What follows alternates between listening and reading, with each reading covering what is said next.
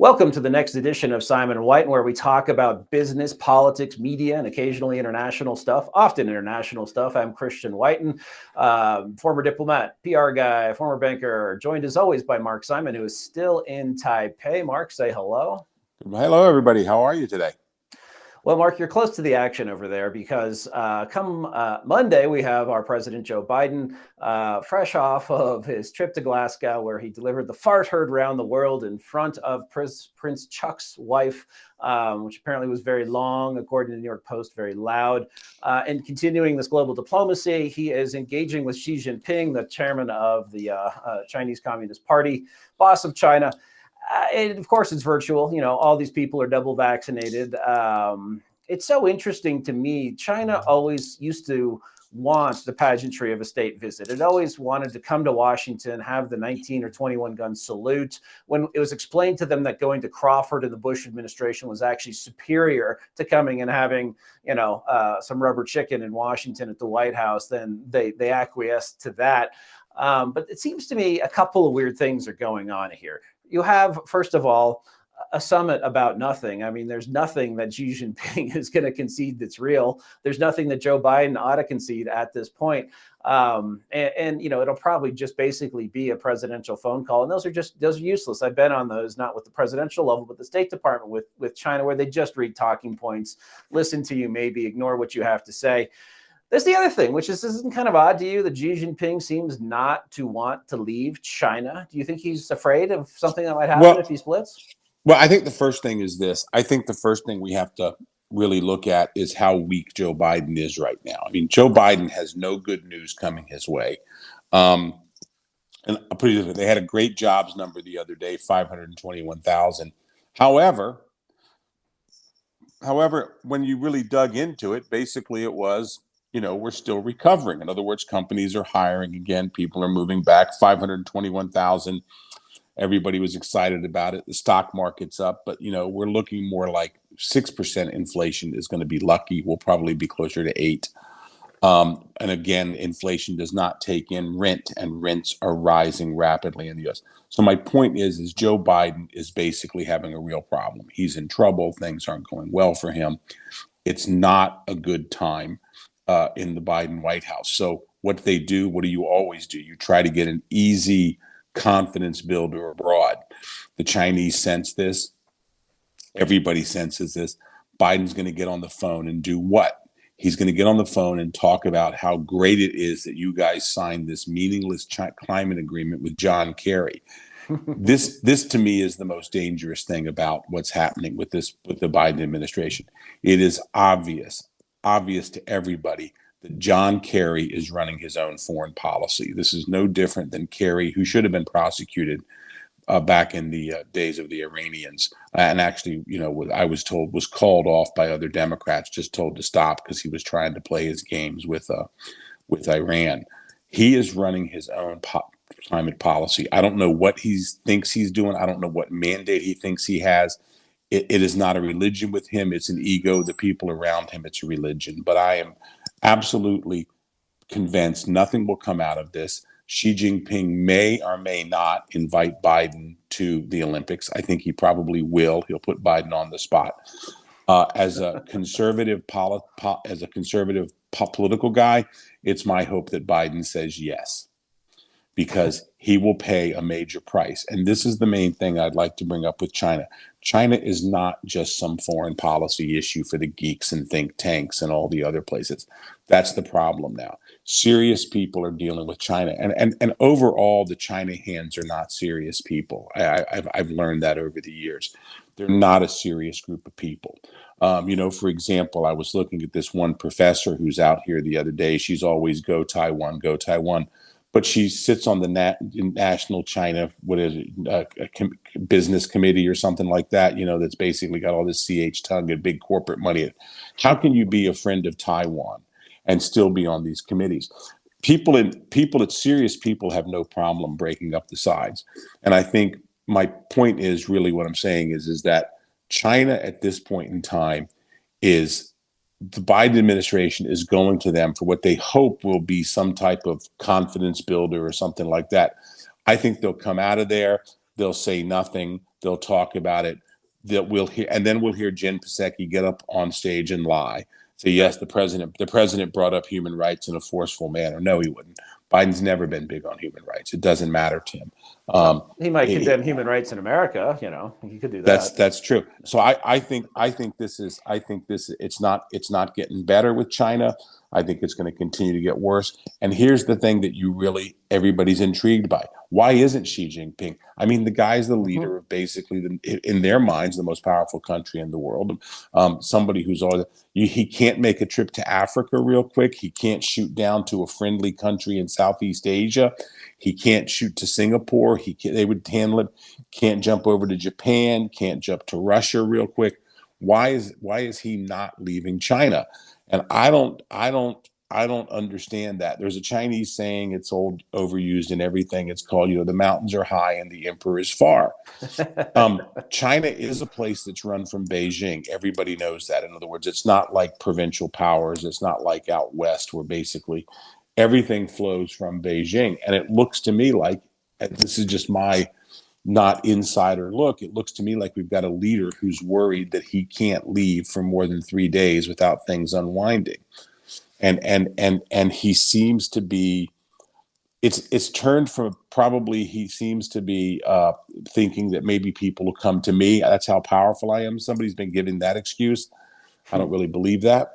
I think this is a guy who essentially, there's something going on. I don't believe the health rumors. I mean, maybe I'm sure he's diabetic. There's no problem. There's no chance he's not as big as he is, and but so he's not. I don't believe the health rumors. What I believe is that he's probably so enthralled in the inner workings of Zhongnanhai that he just can't leave. In other words, he is not as powerful as we think. So. Right. Well, and we seem to be projecting this power onto him, and certainly has consolidated his position within the CCP. Seemingly, there are always factions. There are always people waiting, looking over the shoulder. But the optics are you have a Chinese leader who's powerful. That may not be true. Who knows? Someday that house of cards will come crashing down. But juxtapose that with Biden, who really is weak, who is in the 30s in popularity, despite being 10 months into office. I think when you're in the 30s, I mean, somebody always told me, years ago, somebody said, look, basically on every politician's poll, take 20% of that, where it's just people don't pay attention, go, oh yeah, I think he's doing okay. The people who think you're not doing a good job, they really think you're not doing a good job. The people who don't have an opinion are generally idiots. They're not paying attention. But a lot of the people who basically say, oh, is the president doing a good job? They're like, yeah, it is. I think Biden is so low. I think essentially he doesn't even have the core of the party anymore behind him. I mean, I think they're really seeing themselves in real trouble, especially the moderates. They're just tired. And I have some friends, they are tired of the crazies running the show. They are literally, and they keep showing up. That's the amazing thing. There's no internal discipline in that party. There's no one person inside that party. I mean, this is a party that's really going, this is a party that's going down fast. Real fast. Well, if you look what put Bill Clinton in trouble, this is ancient history now, but he ran as a moderate, and he was a Southern attorney general and then governor, and was not and said he was not the tax and spend liberal that we had become accustomed to. But it was just one social issue. It was gays in the military, which none of them really intended to put first, but got put first. And then it was this, grade A oinker of a budget with a tax hike. And spending nothing like what we have today. That was enough to bring down Bill Clinton. Lost both houses in '94. He corrected. He had that ability. I'm not sure these guys do. No, they did, and they don't have the desire. Just, way overboard with the social stuff that they have no mandate whatsoever from the voters to pursue. Well, I mean, look, one of the things is that we're seeing now, now they're telling us the word woke doesn't exist. They're telling us Antifa. It's just a figment of our imagination. They made it up, but it's all these things don't exist, and that's the mark of a loser. The mark of a loser is essentially, you show them all these examples of it, and then it exists. It's there.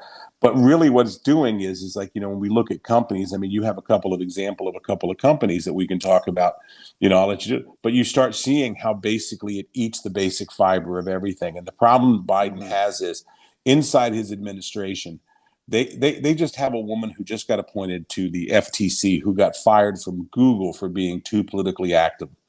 She was basically insubordinate, and she's now an Wow. advisor to the FTC. I was reading the other Put day, Lenin to shame to get fired from that company, right? that's exactly my point. So in other words, you've got somebody who's so outrageous, and then I can't remember her name, the woman, the Marxist who is trying to get in the Olivia something. But every time you turn around, there's some crazy there. And this is the one thing that's a telling thing.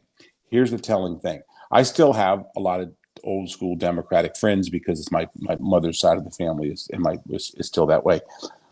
Their comments are, look at all these crazy people. Virginia, for example, Loudoun County. What's happening in Virginia now? Now there's some project that showed up in Loudoun County that wants to re-fight for the base. They want to win the whole, argument about parents shouldn't be involved in schools and critical race theory. You just got your ass kicked on that. And now you're coming back to bring it up again because there's some activist who doesn't want to admit he's wrong. Right. Well, they're slow learners, and there's a solid chance they never had a discussion with a conservative, since they, why would they have a discussion with someone who is obviously racist? This is really a big deal. Yeah, sticking, as you alluded to, with our recurring theme of Go Woke, Go Broke. I was coming back from, we have two winners this week. I was coming back from Seattle. I look out my window. I see an Alaska Airlines 737 painted black with black and brown figures on it, saying, in quotes, "Do what is right." I Google it, and Alaska proudly is saying that it takes education and equity to the skies. This is an airline. This is the industry you go into. I mean, I don't even know anyone in my business school class who went to work for an airline. These companies are terrible. They essentially all sell the same service. It's all bad. I mean, every single foreign carrier. I remember going to Morocco. I'm like, oh, I don't know. Should I fly Royal Air Morocco or should I try and take a U.S. carrier? Oh, my God. The foreign carrier is always better than ours. And the idea that these people should be giving us a lecture in morality, these mediocrities, it just blows my mind. What do you think? I think you hit on it right away. What's the one thing you see with everybody, from whether it's the guys trying to run Hong Kong, the lackey communists there, or the people in the woke movement? They're second rate. That's the whole thing. That's the one thing that nobody understands. The reason why you have the person in the HR department using woke is because they don't have any other talent or they have no other mandate. So that's how they use their way to get in. The reason why you have somebody who's saying, hey, look, there's a huge difference between basically a company discriminating on the basis of race, gender, color, all the usual of the old schools. Then basically pronouns. Not, Bob gets in trouble because he called somebody. He said, "Hey, how are you?" You haven't been able to say, "Hey, honey," in the office for 20 years. Okay, so that's the whole thing. But look, if you're an investor out there, you've almost got to look at these companies. And here's what they tell you: we've got to be this way to attract people. We've got to be this way for our customers. How many people go to the airport and go, man, I am so happy. God, thank God, Alaska Airlines. Thank God. Did you guys see that? Thank God they are taking affirmative action and diversity and education to the skies, because Right. That's where we need it. That's what I need when I'm up at 25,000 feet. I need diversity. No, I need a guy who can fly the plane and somebody who can give me peanuts without snarling at me. I mean, the thing is like, look, it's for investors all the time.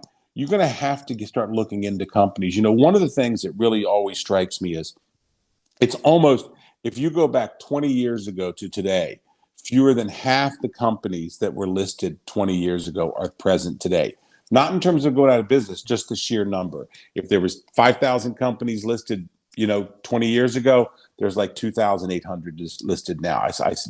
People are not going public. Why are they not going public? One of the reasons is they don't want to deal with this BS. Okay? They don't want to have Joe, the equity analyst from CalPERS, calling them up going like, can we see your diversity portfolio? You know what I'm saying? I mean, one of the things, it's like, it's my kids are Chinese. We're in an all Catholic school, system like that. Um, One of the things I always noticed is my kids are in a lot of the school promotion pictures. You know what I'm saying? Because they're trying to show the school as a You diverse should place. charge a royalty for that. Yeah, I'm fine with it. I'm fine with it. But it's pretty funny, actually. It's pretty funny. But the thing is like, but for years, my kids, I would always imagine, oh, there's Mary and there's James. Oh, and I knew what was going on. But that's okay. That's fine. But that's my point. People do make the effort. People do things. I run hotels. We go out of our way to make sure we have some diversity in our advertising to let people know that we want them in, because that's how you do it. But I've come to the belief that when you look at these companies and what they're doing, it's just getting ridiculous, Right. and I don't understand what in the world they hope to accomplish from the business sense. And that's why I think some of these companies that are going super woke, that are going crazy like this, I think it's a real hindrance to their progress as a company. Because imagine the amount of time that you do this. We all know what that airplane was for Alaska Airlines. That was a CEO telling somebody, give me some political cover. That's all it was. Give me some political cover. Oh, look, we have a plane up in the sky. Oh, wow, aren't they good? Aren't they open-minded? You know what I'm saying? Right. I mean, come on. It's a joke. Exactly. Hospitality is one thing, and welcoming people, as you say, with advertising. But when it goes to the extra step to talking down to your own customers, presuming that you're morally superior to them, that's what they're saying. Look, go keep going. I'm sorry. In that same vein, Peloton, and I have a happy disclosure to make here. I no longer own that stock. In fact, I only did for a microsecond. I shorted it and wrote it down, and I think my gain was about 50%. Unfortunately, I made a wussy bet, so it wasn't a lot of cash, but it was a lot of gain. I liked it. I usually don't short stocks, at least not that much, although I'm getting more aggressive about that. Valuation's high in so many poorly run companies. But get this, so Peloton missed earnings and revenue, and everyone said, we're a technology company, we're like a software company. No, they sell bikes, and they tried to get people to sign up for monthly service subscriptions, like a service as a software as a service, excuse me. And that worked maybe during the pandemic, and they had significant growth when people were stuck at home and not going to the gym. And if you're, no longer paying $90 or $50 for a gym, maybe the Peloton isn't so much expensive. But as I predicted, when things got back to normal, and also part of when I lived in Los Angeles, LA in particular, people use their garages for storage because you can park on the street and your car might get a little dusty, but it's not like living in Detroit where there's going to be an inch of ice on it in the morning. And how many times have I driven by a garage in LA and seen a rusty, dusty exercise bike there? And that is the destiny of so much of the Peloton that was bought during the thing. Anyway, get this, while their stock was plummeting, it went from a high of 130 more recently to 90 and then down to 49, 52-week low, I believe. They prevented their users from adding to their profiles the term "Let's go Brandon." So why is a bike company censoring people in this manner?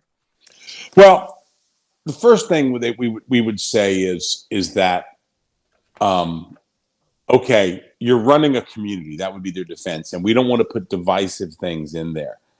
But I promise you the Trump stuff would have been allowed in. And I promise you every other issue would have been allowed in. So, basically the worst thing that I see is, being in the media business, people have this belief that, and I think I'm a pretty good media executive in a lot of ways.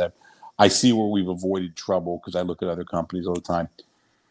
What you have to remember is you just can't edit people's lives. You know what I'm saying? I mean, you just can't do it as a business person. And then when you have somebody inside your company that wants to do this, you have to get rid of them. The reason for doing this would be, we don't want to have anarchy in our community. We don't want to have fights with people. We want to avoid this. No, I mean, you're the ones who made yourself a software company. You're the ones who made yourself these things. And that's the way it goes. You know what I'm saying? In other words, you let the community self police itself. and then you'll be okay as long as there's no racial epithets. I mean, I could see getting rid of the saying that Let's Go Branding got rid of. I wouldn't let that on my platform. You know what I'm saying? It's a profanity. You don't, it's one of the 7 words the Supreme Court says you're not supposed to say. And I'm fine with that. I'm actually fine with that. In other words, that's because that's a measurable thing. We Is asked you one of not to. them is one of them Jesus too? Out of curiosity, no, I'm sorry, I interrupted you. Go ahead. No. Yeah. I mean, it's probably going to be that. You know what I'm saying? But I mean, Right. Peloton has Christian groups. They have all types of different groups. You know what I'm saying? Right. They have over 60 groups. They have under 60 groups. They have gay and lesbian groups. They have all types of groups on there. The Let's Go Branding thing, quite frankly, is it shows you a company that's not focused. And I would basically get inside that. I can see the marketing manager sitting there not thinking about it. See, the thing is that with all the woke stuff, with all the other things, what they're looking for is they're looking to get away from the problem. That's what they're looking for. We don't want to have the problem anymore. That's always what they're looking for. Nobody wants to have the issue. We're done. We're fine. We're good. Nobody wants to have the problem. And so basically, anytime somebody brings it up, that's the problem. It's kind of like Netflix. Look at Netflix. I thought Netflix has more employees than I thought. They've grown, but they have a couple of thousand. Okay. Or 10,000, whatever it is, they have a fair amount. And they couldn't get 15 people, 20 people out of a demonstration. There were 4 times the number of photographers there.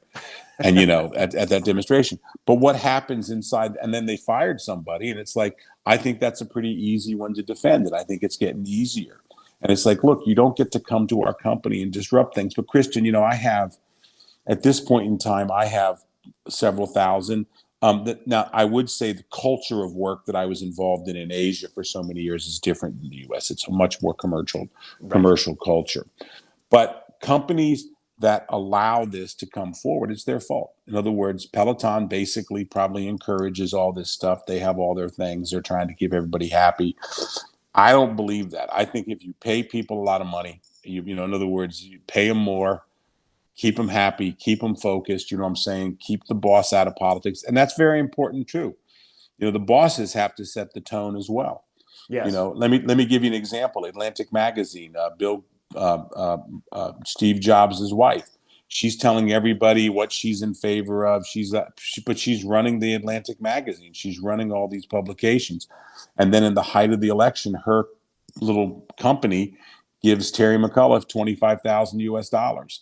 What's the message she just sent through all of her publications, all of her places? What's the message you send?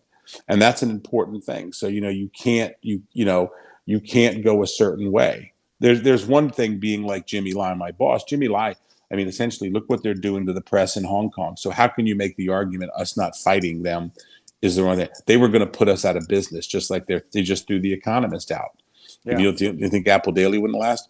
So my point when we talk to people, I know we haven't recommended too many shares and stocks now, but I think you're spot on. That was a good observation you had on Peloton, and I think Peloton is in real. My belief is Peloton is in real trouble. I think people are just going to be outside from now on.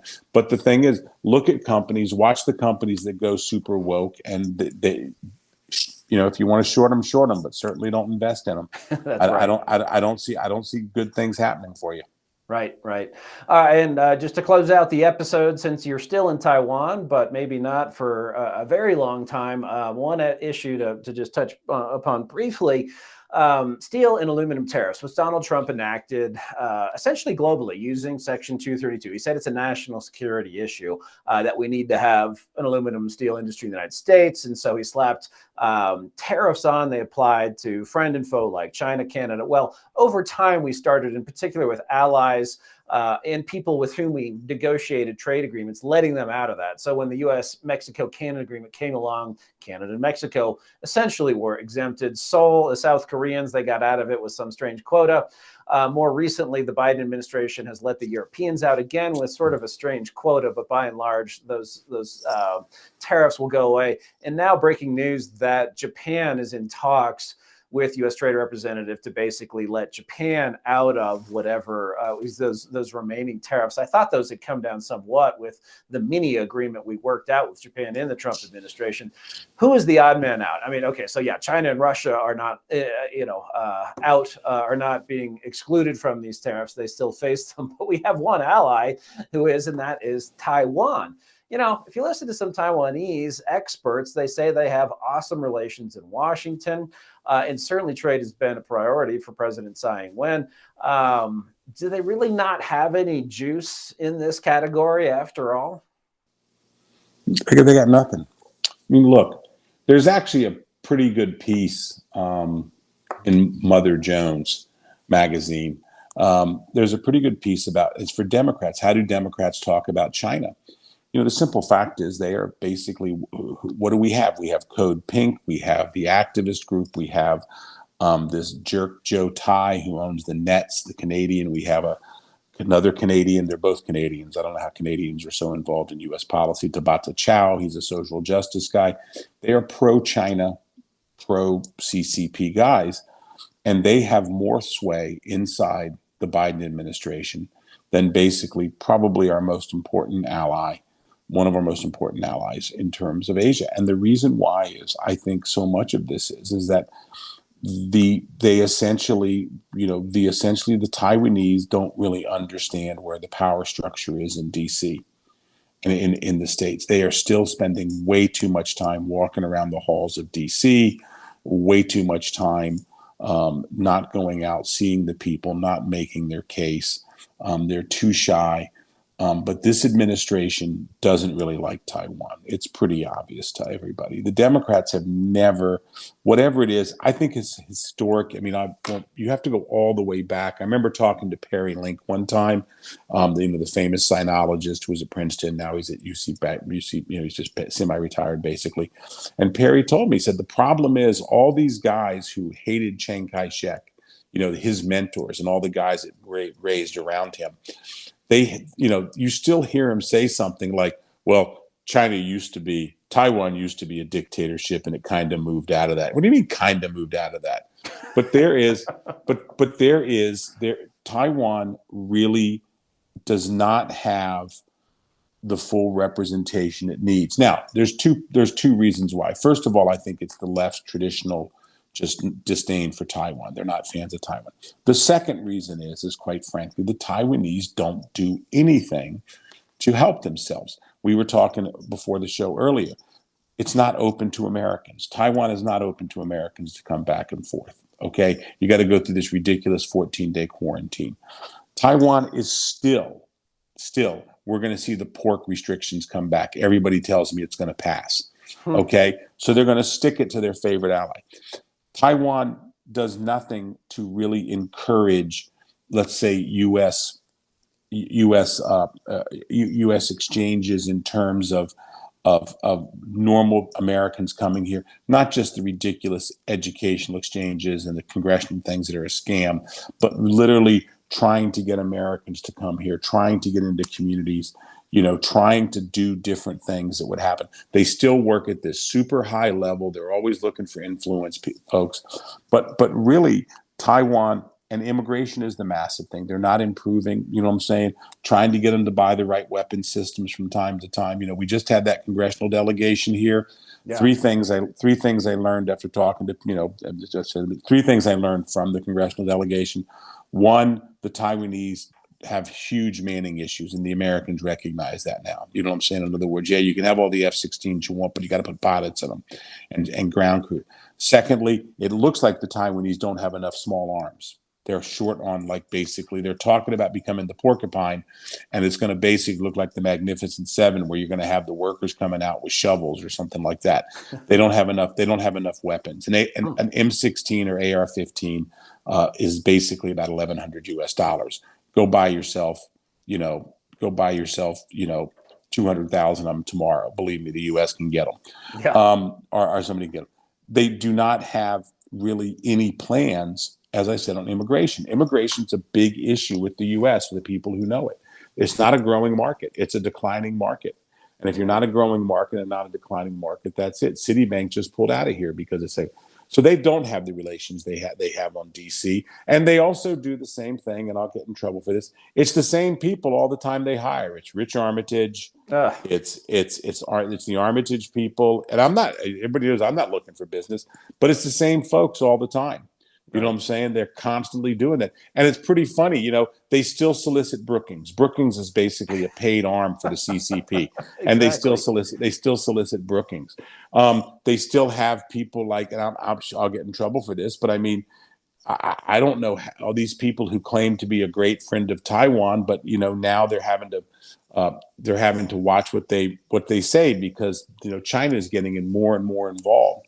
You Right. know what China did the other day, writing all those U.S. companies, asking them to do things. Taiwan just needs to not write these U.S. companies, but they need to find a way to get in there. I think Right. there's a good feeling among the American people for Taiwan, but Taiwan has to start making its case on merit, not on just talking. Yep. No, you're absolutely right. I think, I think is it Yamamoto, Japanese general, admiral, and it's an apocryphal quote. Apparently he didn't actually say it, or he may not have. There's this cottage industry in disproving quotes that we all have heard of and been taught. And Yeah, just because something isn't on the internet doesn't mean someone didn't actually say it. But I think it was Yamamoto said you could never invade America. There would be an armed person behind every blade of grass. yeah. And, that's something Taiwan may want to look into. No one's expecting the place to turn into Switzerland, but certainly, Now, more look, weapons. that's the whole problem. They run out, they go, oh, we're going to have a study group and we're going to do this and we're going to do that, and they need to open the damn country up. I mean, that's the Yes, whole thing. They're living here with zero COVID. It's like if they get so much as a bird gets sick. You know what I'm saying? They close down the area and do everything. It's getting old. And I have to say one other thing here, and this will get me in this before I go. I think there's a real question now. I think we're getting over the Taiwan. There's a real question now. Does Chai have a plan to open up? And right. that's a big deal. That's a big deal. Does she have a plan? You see the Japanese, the Singaporeans, they're trying to do stuff. Hong Kong has no plan because China doesn't want them open, you Hmm. know, on that. So we'll just have to see. But anyway, Yeah, other than that, I hope everything's going well. And I'll be it back in the is. States. I'll be back in the States in a couple of weeks. So enjoy Thanksgiving. Excellent. Back to All right. America. That'll do it. This is for this edition of Simon and White. And if you liked our podcast, please subscribe unless you're watching us on video, which probably means you're looking at YouTube, in which case we'd love if you subscribe to our channel. Thanks, and see you in the next episode.